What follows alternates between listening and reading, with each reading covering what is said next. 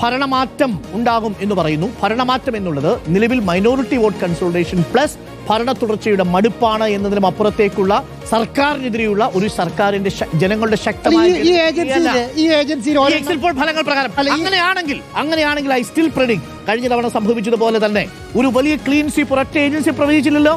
കഴിഞ്ഞ തവണ 99 സീറ്റ് ഒരൊറ്റ ഏജൻസി പ്രവചിച്ചിട്ടില്ല. നമ്മൾ അന്ന് 24-ന് വേണ്ടിയിട്ട് നടത്തിയ സർവേയിൽ 98 സീറ്റുകൾ വരെ LDF അനുകൂലമായിട്ട് വരും എന്നുള്ളതായിരുന്നു നമ്മൾ അന്ന് കണ്ടെത്തിയത്. പക്ഷെ നോക്കൂ, ഇക്കുറിയും അങ്ങനെ ഒരു വേവ് ഉണ്ടായില്ലെങ്കിൽ പോലും ഒരു LDF അനുകൂലമായ തരംഗം ഉണ്ടാകാനുള്ള സാധ്യത ഇപ്പോഴും ബാക്കി നിൽക്കുന്നു. അതുകൊണ്ട് എക്സിറ്റ് പോളിനേക്കാൾ ഞാൻ KC വേണുഗോപാൽ പറയുന്നത് വിശ്വസിക്കുന്നു. പീപ്പിൾസ് പോളിലാണ് എനിക്ക് വിശ്വാസം. KC പറഞ്ഞത് ഞാൻ വിശ്വസിക്കുന്നു.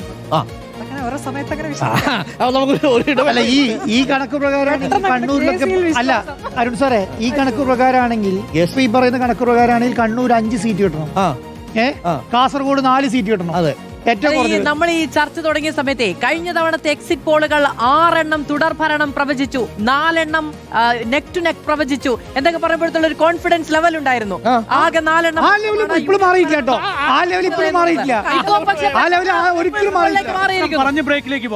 കേരളത്തിന്റെ പൊതുചിത്രം നമുക്കൊന്ന് പറഞ്ഞു പോകാം.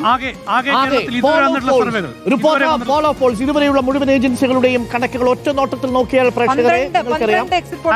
ആക്സിസ് മൈ ഇന്ത്യ പറയുന്നത് LDF 49 മുതൽ 62 വരെ, UDF 78 മുതൽ 90 വരെ, NDA ആയിട്ട് പോകാമെന്ന് തോന്നുന്നു. ആദ്യത്തെ ആക്സിസ് മൈ ഇന്ത്യ അല്ലേ, 49-62, UDF 78-90, NDA 3 വരെ. ഓക്കെ, രണ്ടാമത്തെ ആക്സിസ് മൈ ഇന്ത്യ 52-61 വരെ, UDF 72 മുതൽ 84 വരെ, NDA 0 മുതൽ 03 മുതൽ 07 വരെ. ഓക്കെ, നിലവിൽ നമ്മുടെ സ്ക്രീൻ അപ്ഡേറ്റ് നമ്മൾ ഇതനുസരിച്ച് സ്ക്രീൻ അപ്ഡേറ്റ് ചെയ്ത് നമുക്ക് പോകാം. ഓരോ ഏജൻസിയുടെയും അനുസരിച്ച് നമുക്ക് അപ്ഡേറ്റ് ചെയ്യും. JVC ടൈംസ് നൗ ആണ് ഇപ്പോൾ സ്ക്രീനിൽ. LDF 61 വരെ, UDF സ്ക്രീനിൽ കാണുന്ന അനുസരിച്ച് നമ്മൾ പോയാൽ അവിടെ JVC ടൈംസ് നൗ UDF 72 മുതൽ 84 വരെ, നെക്ക് ടു നെക്ക് NDA 3 മുതൽ 7 വരെ സീറ്റുകൾ നേടിയേക്കാം എന്നുള്ളതാണ്. അതാണ് നമ്മൾ അത്ഭുതപ്പെടുത്തുന്നത്. ഏതാണ് ഈ 3 സീറ്റ്? LDF അടുത്ത വോട്ട് വൈബിൽ UDF 70 മുതൽ 80 വരെ എന്നും പറയുന്നു. UDF വേണമെങ്കിൽ ഭരണം കിട്ടാതിരിക്കാം എന്ന് പറയുന്നുണ്ട്. ക്രിട്ടിക്കലാണ്. UDF വേണമെങ്കിൽ ഭരണം കിട്ടാതിരിക്കാം എന്ന് പറയുന്ന ഒരു സർവേ ആണ് വോട്ട് വൈബ്. ഒരാൾ പോലും BJP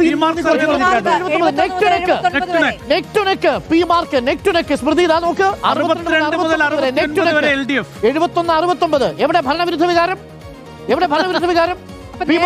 KC വേണുഗോപാൽ പറഞ്ഞ വിശ്വസിക്കുന്നത് എത്ര മറച്ചു വെച്ചാലും ഉള്ളിലുള്ളത് ചിലപ്പോൾ ഇങ്ങനെ പുറത്തു വരും. മാട്രിക്സ് എവിടെ ഭരണവിരുദ്ധ വികാരം? 70 കേവല ഭൂരിപക്ഷത്തിന് താഴെയാ UDF. 60 മുതൽ 65 വരെ എവിടെ ഫലവിരുദ്ധ വികാരം? അതായത് ഒരു മിനിറ്റ്, ഈ മാട്രിക്സ് ഒന്ന് സ്ക്രീനിൽ നിലനിർത്തണേ. ഏറ്റവും മോശം സാഹചര്യത്തിൽ 60 സീറ്റുകൾ LDF കിട്ടും, ഏറ്റവും മോശം സാഹചര്യത്തിൽ UDF 70 സീറ്റുകൾ കിട്ടും. അതായത് നമ്മൾ ഇങ്ങനെ വായിച്ചാൽ അത് കുറച്ചുകൂടെ മനസ്സിലാവും. ഏറ്റവും മോശം സാഹചര്യത്തിൽ, ഏറ്റവും നല്ല സാഹചര്യത്തിൽ LDF 65 സീറ്റ് കിട്ടും, ഏറ്റവും നല്ല സാഹചര്യത്തിൽ UDF 75, നല്ല സാഹചര്യത്തിൽ 75 സീറ്റ് കിട്ടും. 10 സീറ്റിന്റെ വ്യത്യാസം.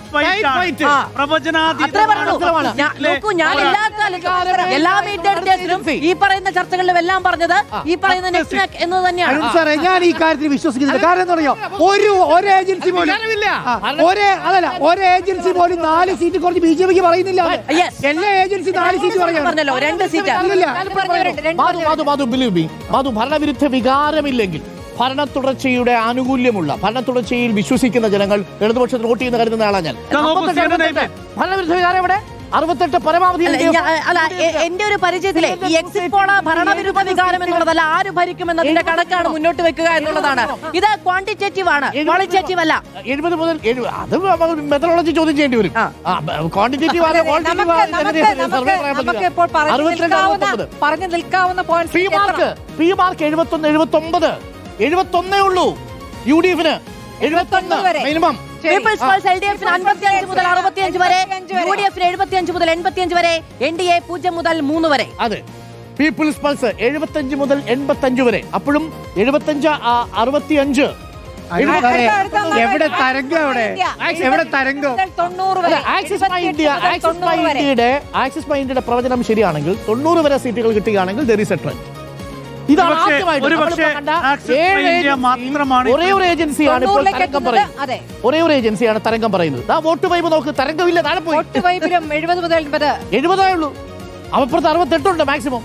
അപ്പോൾ അപ്പുറത്തേലും മാക്സിമം പറയും. അതെന്താ അപ്പുറത്തേലും maximum, ഇപ്പുറത്തേലും minimum? ഒരു വല്ലാത്ത അവിടെ മാക്സിമം ഉണ്ടെങ്കിൽ ഇവിടെ മിനിമം രണ്ടുപേർക്ക് മാക്സിമം എന്റെ ദൈവം, ഇത് നോക്കൂ, 52 72 തമ്മിലാണ് വ്യത്യാസം. ഒരു മിനിറ്റ് ആ സ്ക്രീനിൽ പ്രേക്ഷകർ ഒന്ന് നോക്കൂ. 52 72 20 സീറ്റിന്റെ വ്യത്യാസമാണ് മോശം സാഹചര്യങ്ങളിൽ രണ്ട് മുന്നണികൾക്ക് പറഞ്ഞിരിക്കുന്നത്. 61 84 മികച്ച സാഹചര്യത്തിൽ രണ്ട് മുന്നണികൾക്ക് പറയുന്നത്.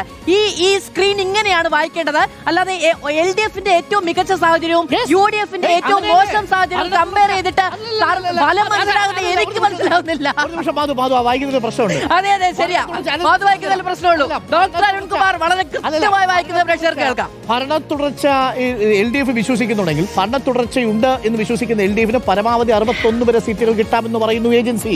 61 സീറ്റുകൾ വരെ കിട്ടാമെന്ന് പിന്നെ എങ്ങനെ അവിടെ അരുൺ സാറേ 80 അരുൺ നോക്കൂ, ഞാനിവിടെ ഭരണവിരുദ്ധ വികാരത്തെ കുറിച്ച് minimum. സംസാരിക്കുന്നേ ഇല്ല. അതു. ഇത് ജയിക്കാനുള്ള അതൊരു സാധ്യതകളാണ്. കാര്യം, ഒറ്റ കാര്യം മിനിമം 80 സീറ്റ് പറയുന്ന ഏജൻസി ഏതാണല്ലോ അതിനകത്ത് ഉണ്ടോ? പറയുന്നില്ല. അതാ പറയുന്നില്ല, എല്ലാം 70 72 75 നിൽക്കാണ്. ഒന്നാൻ ആവറേജ് പറയുന്നത് എത്ര വേണ്ടെന്ന് നോക്കൂ. 80-നുള്ളിലാണ്.